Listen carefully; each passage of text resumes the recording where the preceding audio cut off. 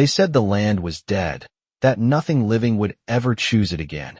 And they said the same about the man who paid $75 for it. Elias Whitmore stood alone in the auction yard, while the laughter rolled across the wooden porch of the bank like loose gravel, his hat low, his jaw set, signing his name with steady ink for 40 acres of cracked earth and a barn leaning 5 degrees toward collapse. A place outside Dry Creek where the well had gone dry 2 summers back and the last owner had walked away without even looking over his shoulder. Men called it foolish, called it charity to the bank, called Elias worse. But he folded the deed once, slid it into his coat, and rode out before sunset without answering a single one of them. The ranch waited in silence. Fence posts warped silver by heat. The wind pushing through broken slats like it was testing whether the place still remembered how to breathe. Inside the barn, dust hung in the air thick as flour, sunlight, cutting through the boards in narrow blades that touched nothing but emptiness. Elias walked the perimeter at dusk, boots crunching over dry weeds, measuring distance the way a man measures risk, counting steps from house to corral, from corral to the old water trough split clean down the middle. He said nothing, but he listened, to the wind, to the boards, to whatever men had meant when they said the land didn't want anyone. That first night came down heavy and hot, the sky wide and black. Above the prairie, coyotes calling somewhere beyond the fence line. And Elias sat on the porch rail with a tin cup of water drawn from a shallow trickle he'd found near the north boundary. Not enough to farm, not yet, but enough to prove the ground hadn't given up completely. Close to midnight he heard it. Not the wind, not with settling, something slower, uneven, a faint drag against dirt. He stood, lantern in hand, stepping off the porch into a yard that smelled of old hay and forgotten seasons. Near the barn door, half hidden in shadow, stood a horse so thin its ribs cast long stripes in the lantern light. A faded bay with a rope scar circling its neck like a memory that refused to fade. It didn't bolt, didn't lower its head in fear. It simply watched him with dark, steady eyes that carried more exhaustion than wildness. Elias could have driven it off, could have shut the door and let the desert claim what was already fading. But he set the lantern down instead, slow, deliberate, and took one step forward, then another. The horse shifted its weight, testing him the way the land had. And then, without command or rope, it crossed the last 10 feet and stopped just behind his shoulder as if that spot had always belonged to it. In that quiet yard under a sky big enough to swallow doubt whole, the ranch no longer looked worthless, and for the first time since he'd signed his name, Elias Whitmore felt something choose him back. The horse did not lower its head to the ground in search of weeds, and that was the first thing Elias noticed when dawn pushed pale light over the prairie. A starving animal should have chased anything green, yet this one stood still in the yard, as if waiting for instruction, ribs rising slow beneath a dull coat, eyes following him with a quiet awareness that unsettled more than any wild kick ever could. Elias moved carefully, speaking in a low, steady voice that carried no command and no fear, only presence, the way his father once spoke to frightened cattle during a dry season that lasted too long. He fetched the last of his oats from a canvas sack tied behind his saddle, poured a small measure into the cracked trough, and stepped back. The horse did not rush forward. It walked, each step deliberate, as though dignity mattered even now. In Dry Creek by mid-morning, word had already begun to travel faster than dust on a hard wind. Men leaned against the rail outside the general store, boots hooked on the lower plank, talking about the fool who bought the dead ranch and the ghost horse that still wandered its fences. One claimed the animal had been part of a breeding line once worth more than the land itself. Another said the last owner had tried and failed to tame it, that the horse refused saddle and rope alike. They spoke as if stubbornness were a flaw. They did not understand that sometimes refusal is memory. Back at the ranch, Elias worked the well pump until his shoulders burned, drawing up inches of cloudy water that smelled of iron and old stone. It was not much, but he poured half into the trough without hesitation. The horse watched him again, and this time when it stepped closer, its shoulder brushed against his sleeve, light as a question. Elias did not reach for a halter. He reached for a brush instead, slow strokes along a neck marked by sun and hardship. Beneath the dust, beneath the neglect, he felt muscle still there, coiled strength waiting. for something to believe in. By afternoon he found the brand on the inside of the left flank, faded but precise. A mark he recognized from an old livestock ledger he once saw while hauling feed through Red Mesa. A symbol tied to a ranch known for breeding endurance horses that could travel 30 miles without breaking stride. That ranch had folded years ago under debt and rumor. No one had spoken of it since. Elias stepped back and studied the barn, the alignment of stalls, the width of the gate openings, the remnants of reinforced fencing half buried under weeds. This had not always been a worthless patch of dirt. This had been intention. The horse lifted its head toward the wind, as if remembering wide runs and open fields. Elias felt something shift inside him then, not excitement, not greed, but recognition. The land had not chosen a rich man or a loud one. It had chosen someone who would stay. And as the sun lowered behind the western ridge, casting long amber light across 40 acres of doubt, Elias Whitmore understood that what stood before him was not a burden, but a beginning waiting to be earned. By the third morning the horse no longer looked like a shadow stretched over bone, but like a promise drawn in thin lines against the rising sun. And Elias Whitmore rose before first light to meet it in the yard, carrying 2 buckets of water balanced careful and steady as if the ground itself were watching to see whether he would spill any.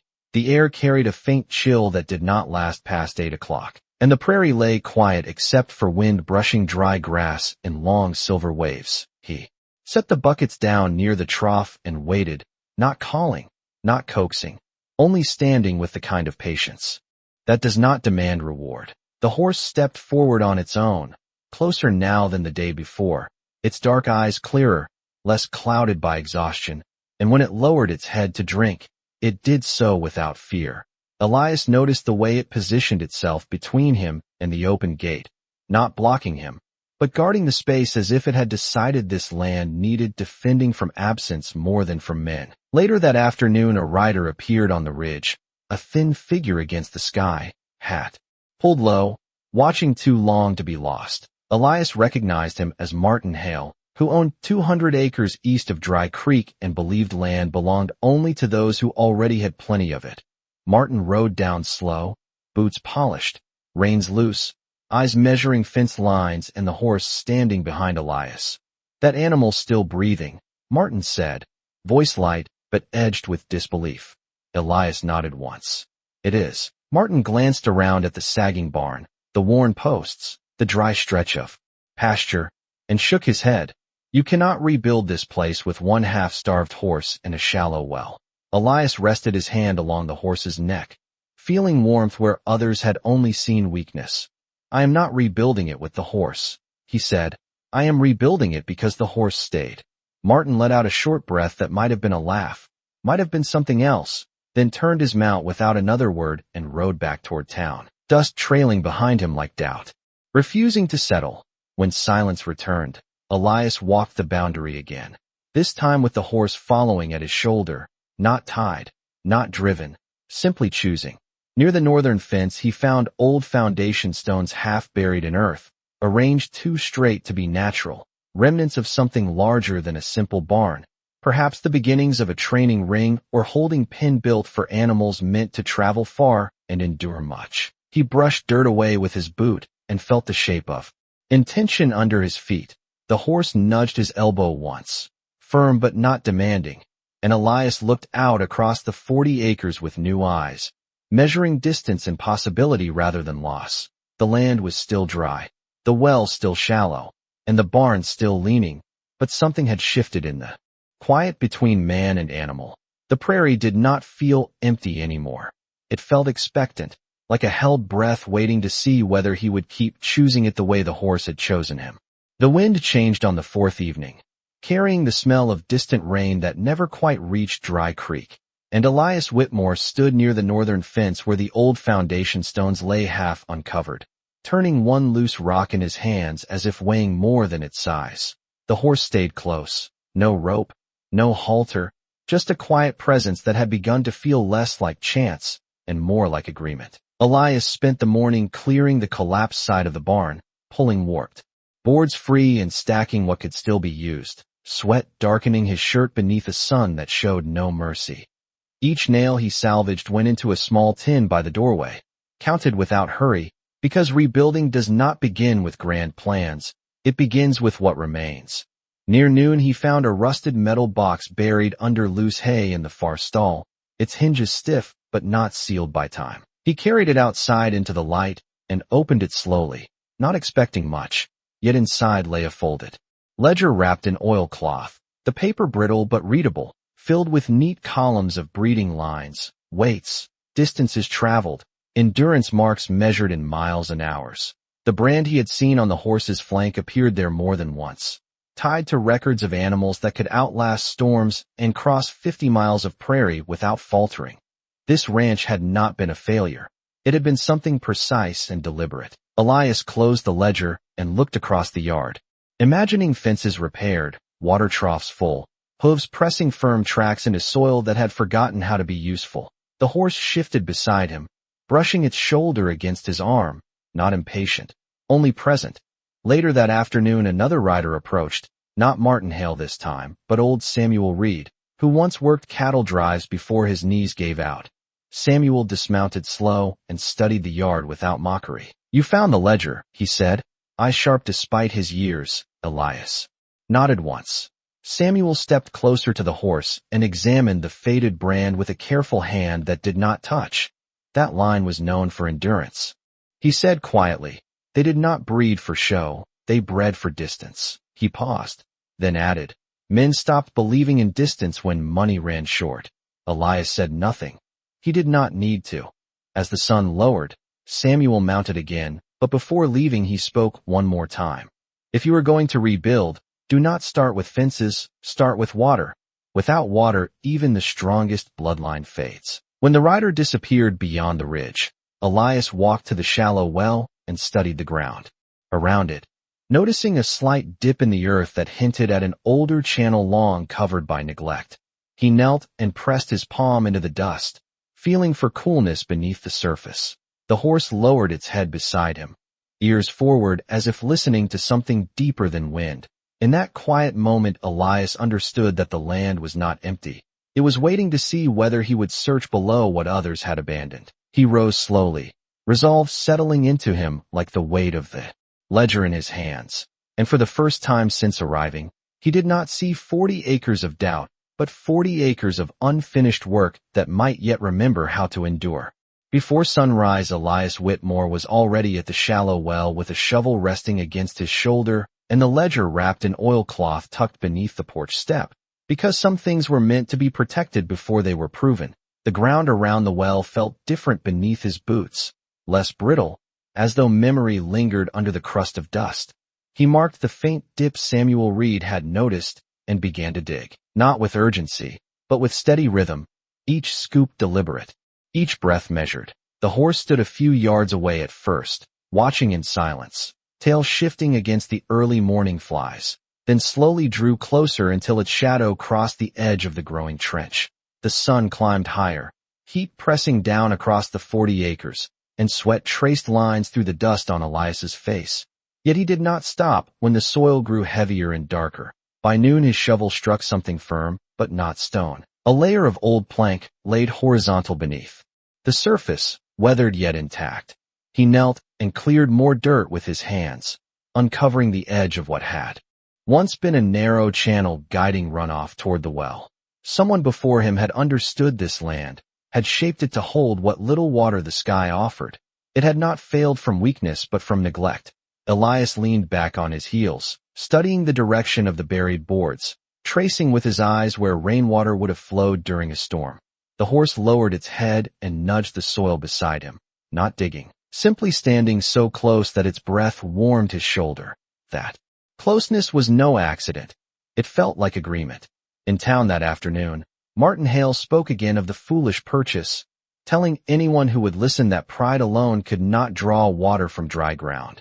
He did not see the trench widening under the sun, did not see Elias redirecting the shallow channel with salvaged planks from the barn, did not see the careful way he reinforced the edges with stones found along the northern boundary.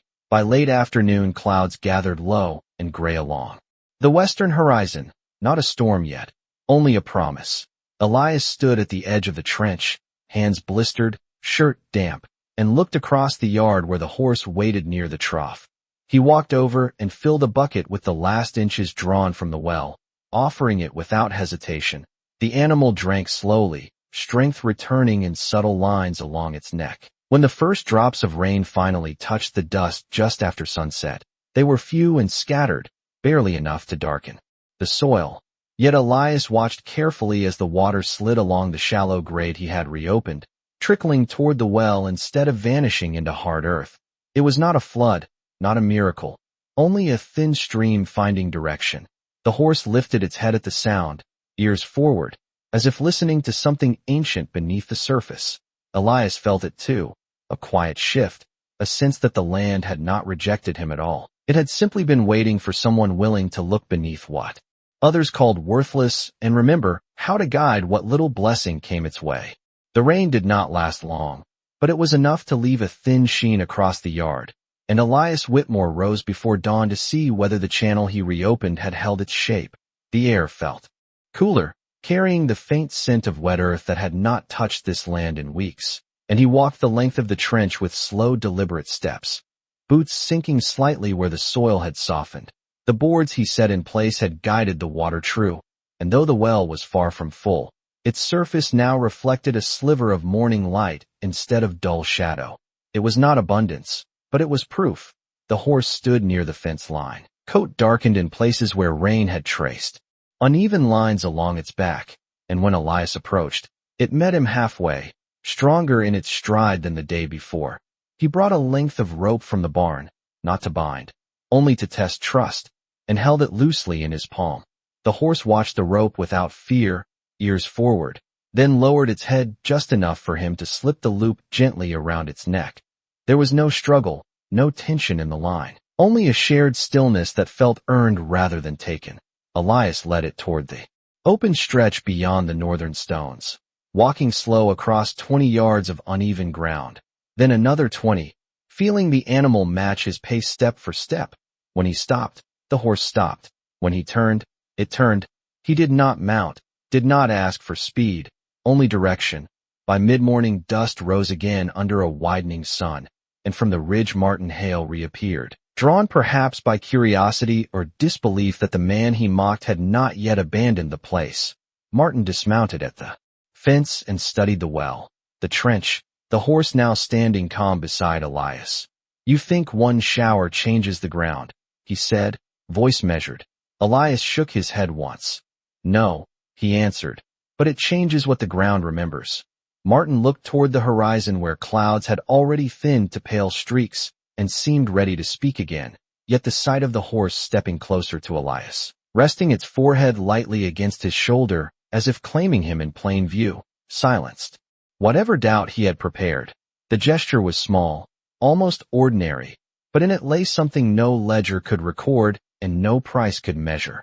Martin removed his hat for a brief moment, not in surrender, not in agreement, but in recognition that something here could not be explained by figures alone. When he rode away, he did not laugh. That afternoon Elias walked the full boundary of the 40 acres with the rope still loose in his hand, the horse following without pull or strain, and for the first time the land felt less like a purchase and more like a partnership. The well held a little more water, the trench held its line, and the animal that once stood at the edge of survival now moved with quiet strength. Nothing dramatic had occurred, no sudden fortune, no grand reveal, only steady work and a choice repeated each morning. Yet beneath the wide American sky, that was enough to begin changing the story the town believed about what was worthless and what was not. By the end of the first week, the land no longer felt like it was testing Elias Whitmore. It felt like it was watching him, and he answered that silent gaze the only way he knew how, with steady hands and work that began before sunrise and ended only when the sky turned the color of cooled embers. The trench he reopened now carried even the smallest drizzle toward the well, and each morning he measured the water level against a nail he had hammered into the inner wall, a quiet record of progress that no one else would ever see. The horse had filled out along its shoulders, not strong yet, but no longer fragile, its coat beginning to show a deeper brown beneath the dust. Elias started walking it in wider circles beyond the northern stones, first 50 yards, then 100, then the length of the entire boundary line, never rushing, never forcing pace. He spoke little. Only simple words carried on calm breath. And the horse responded not with obedience, but with attention. In town, talk shifted from laughter to speculation. Some said the well would dry again within days. Others claimed Elias had discovered buried money or hidden stock. Martin Hale rode out once more, this time without the hint of a smile, and stood at the fence watching as Elias removed the rope from the horse's neck entirely. The animal did not leave.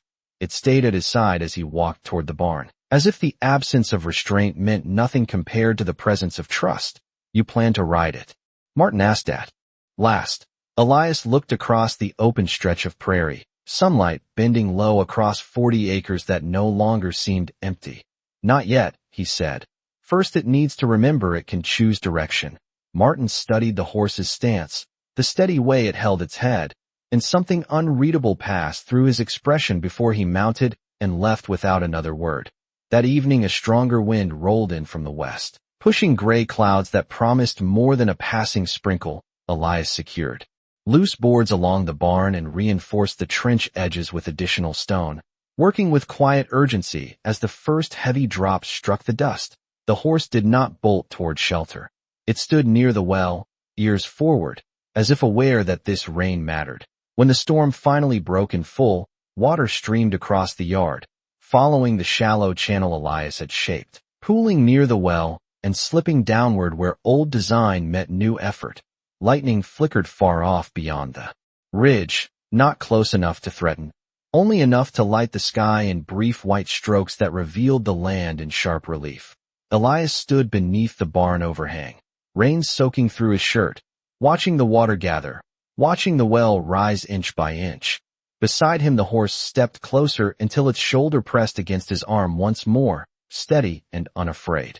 In that shared shelter, under a storm that might have once washed this place clean of hope, Elias understood that the true test had never been whether the ranch held value. It had been whether he would remain when value was not yet visible. And as thunder rolled low across the prairie, the well filling in patient silence, the land no longer felt abandoned. It felt claimed by something stronger than price, something built slowly in rain and choice.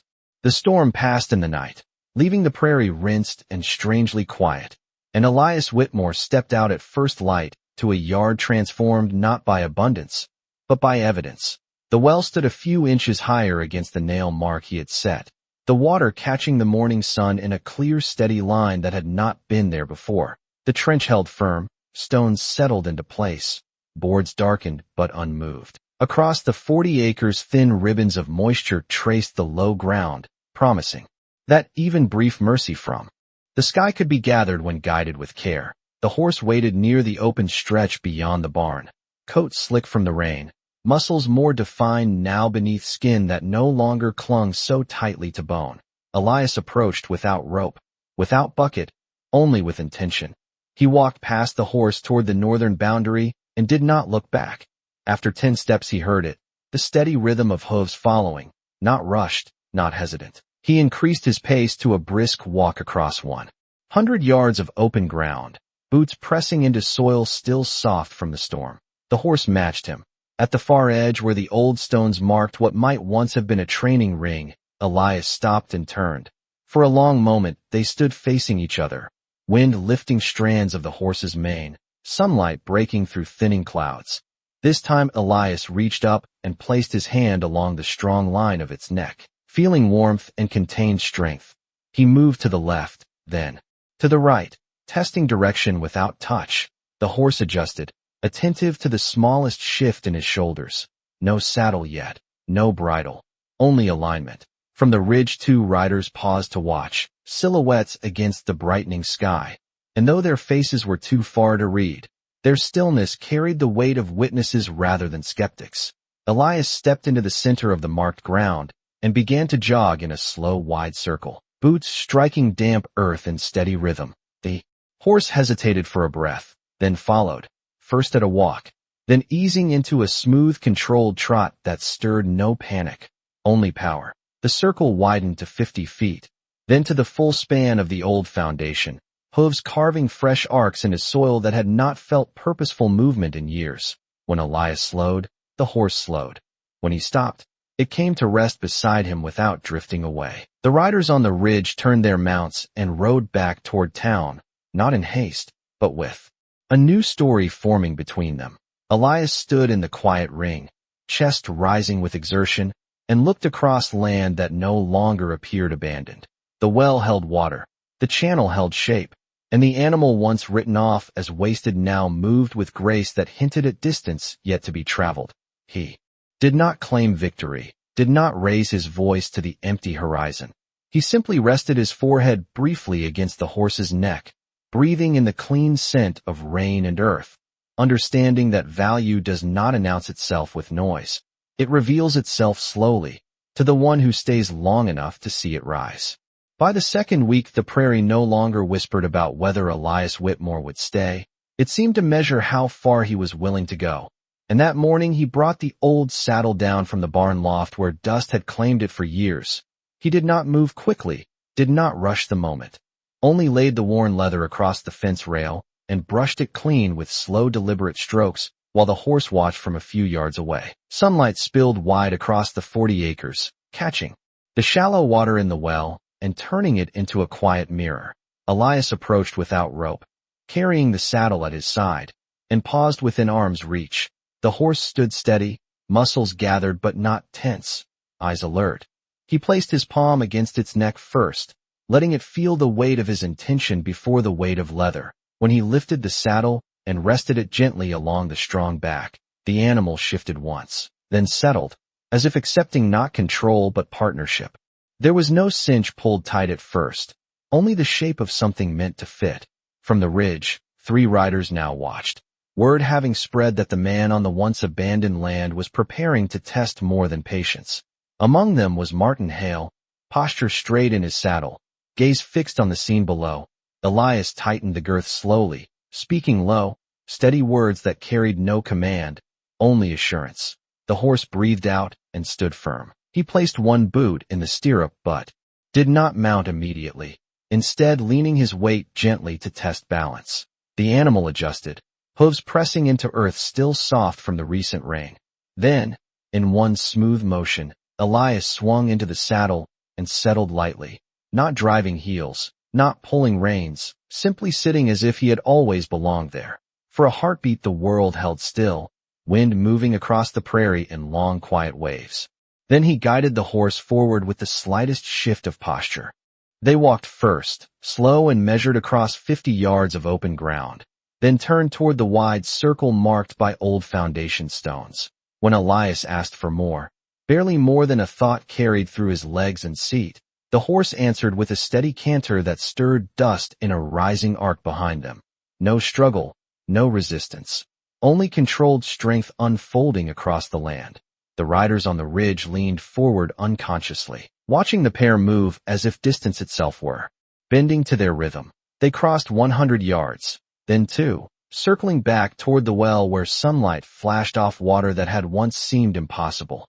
When Elias drew the horse to a stop, it halted clean and calm, head high, chest rising with quiet power.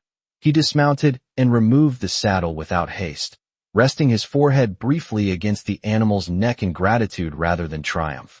On the ridge Martin removed his hat, not in defeat but in acknowledgement. Below him stood, not a foolish purchase, not a dying ranch, but a man and a horse who had chosen each other and in doing so had begun to rewrite what the town believed about worth. The next morning Elias Whitmore rode into Dry Creek not to prove anything, but to buy seed and a new length of pipe for the well, and he did so mounted on the same horse that weeks earlier could barely stand in his yard. Hooves struck the packed dirt road with a steady, confident rhythm that turned heads before faces recognized who sat in the saddle. Men paused outside the general store, conversations thinning into silence as the pair approached, sunlight glinting along a coat that now carried depth and strength instead of hunger. Elias dismounted without flourish, tying the reins loosely to the rail though he knew the horse would not wander. Inside the store the air smelled of coffee beans and burlap sacks, and Martin Hale stood near the counter weighing feed. He glanced once toward the window where the horse waited calm and alert. "Looks different," Martin said quietly. Elias nodded. It had something left in it. Martin studied him for a moment longer before speaking again. I will give you $200 for the animal. The offer hung in the room like dust in still light. $200 was more than double what Elias had paid for the entire ranch. A few men shifted where they stood, waiting to see whether practicality would finally win. Elias rested his palm on the wooden counter, feeling the grain beneath his fingers, and shook his head once. It is not for sale. Martin raised an eyebrow. Everything has a price. Elias met his gaze without anger. Not everything. Outside, the horse lifted its head slightly, ears turning toward the sound of voices within. Martin considered, then added, I will make it 300. You could repair every fence on that land. Elias allowed the thought to pass through him. Imagine new boards, stronger gates, easier days. Then he stepped back from the counter. I did not rebuild that ranch to trade the reason it stands. The room fell quiet again. But this time the silence carried weight rather than ridicule. Martin did not argue further. Instead, he removed his hat and gave a short nod. The kind a man gives when he recognizes a boundary he cannot purchase. Elias paid for his seed and pipe, then stepped back into the sunlight where the horse waited exactly as he had left it. He untied the reins but did not mount immediately. Instead, he placed his hand against the strong neck and looked down the length of the street where once laughter had followed him. Now there were only steady eyes. When he finally rode out of town, the rhythm of hooves echoed different against the storefronts, not as noise, but as testimony. Behind him, Dry Creek returned to its business, yet something had shifted in the way men spoke of worth. Ahead of him, 40 acres waited under a widening sky, not perfect, not finished, but held together by a choice that could not be measured in dollars. And as the horse carried him back toward the rising line of his own fence posts, Elias understood that the true value of the land had never been hidden beneath the soil. It had been revealed in the moment he refused to sell what had chosen him. When Elias Whitmore returned to the ranch with seed and new pipes strapped behind his saddle, the sun was leaning west and casting long shadows across the 40 acres that had once looked abandoned but now carried lines of intention in every direction. He dismounted near the well and ran his hand along the horse's neck, feeling strength settled there like something permanent rather than borrowed. The pipe took most of the afternoon to set, measured carefully from the shallow channel into the well shaft to guide what water might come next. Each joint tightened with patient focus, each adjustment made without haste.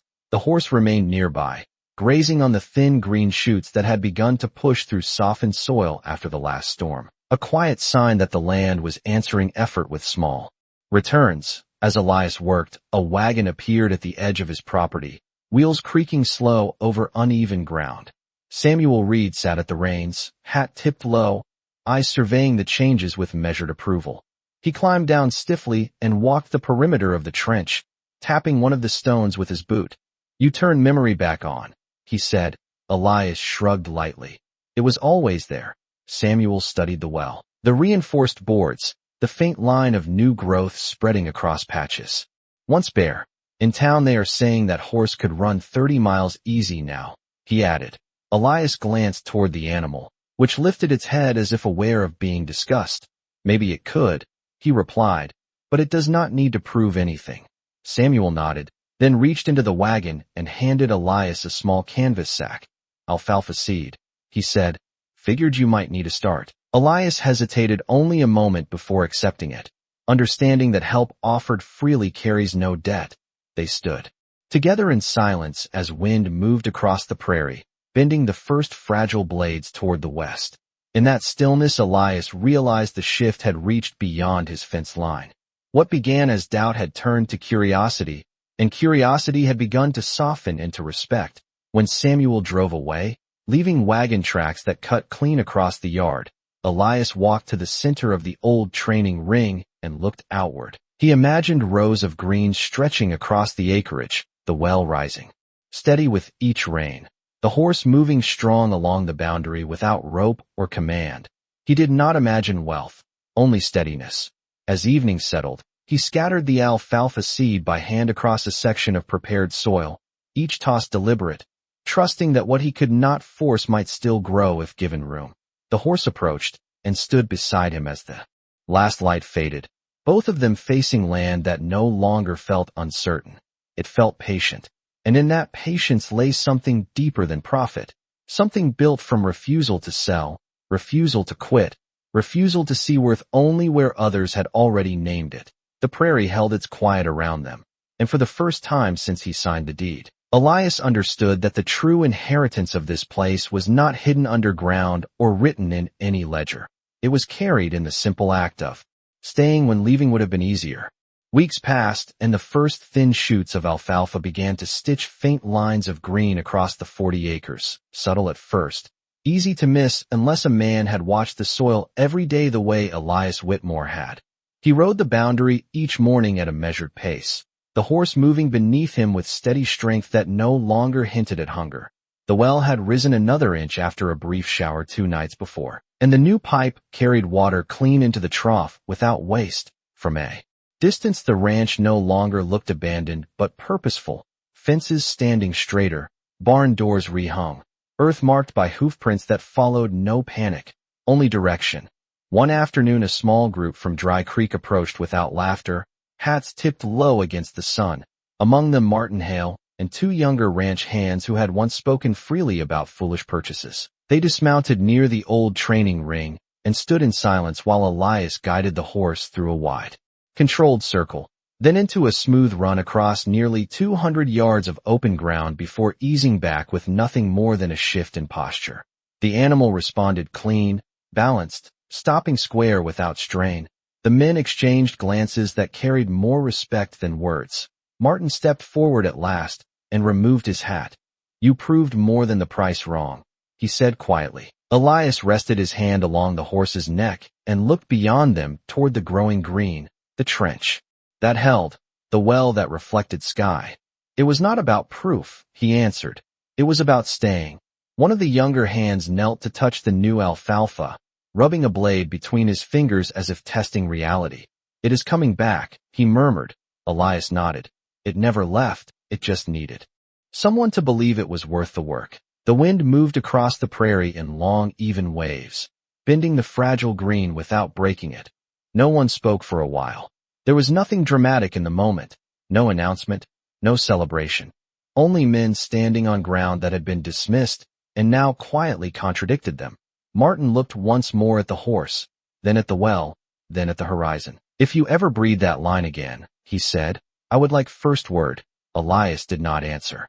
Immediately, he studied the land that had tested him with drought and doubt, then inclined his head once. When the riders finally turned back toward town, their pace was unhurried, as if carrying a different story than the one they had first told.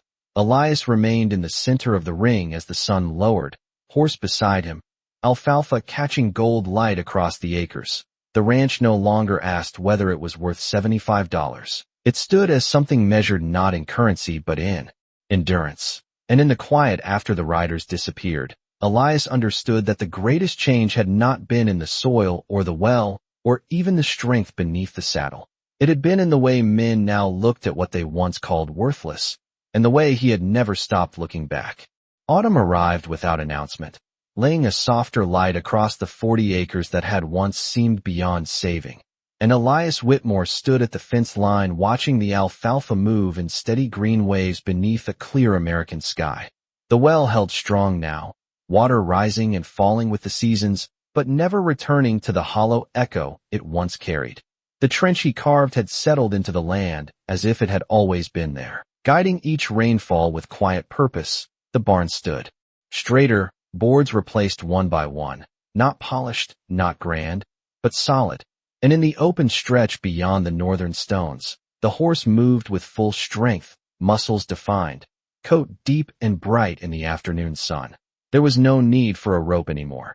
It followed Elias by choice, and when he mounted, it carried him across 200 yards of pasture with the same calm power that once surprised the riders on the ridge. Word had traveled beyond Dry Creek by then. A few neighboring ranchers rode out not to mock, not to measure, but to ask about water lines, about seed, about patience.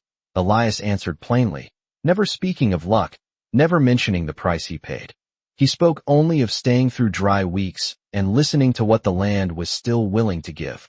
Martin Hale came one last time before winter, removing his hat as he approached the gate, not as a challenge, but as respect. He did not bring another offer. He brought a handshake. The two men stood near the well while the horse grazed nearby, and there were no long speeches, only a quiet understanding that value had shifted from rumor to reality. As the sun lowered behind the western ridge, painting the sky in long strokes of amber and blue, Elias rode a slow circle along the boundary of his land, not to inspect, not to prove, but simply to witness. The hooves pressed firm into soil that now answered back with life. He guided the horse to the center of the old training ring, and brought it to a halt with nothing more than breath and posture. For a moment he sat still, listening to wind pass through growing fields, listening to water settle deep within the well. The ranch did not look rich, it looked earned, and in that earned quiet lay the true return on $75 and a decision no one understood at the time. Elias dismounted and stood beside the horse as evening settled in, resting his hand against its neck, both of them facing the open horizon. Out here, worth was never decided by laughter or by numbers written on a ledger. It was decided by who stayed when leaving was easier, by who saw a life where others saw loss. The prairie stretched wide and patient before them, and the land that once waited for someone to believe in it no longer waited at all.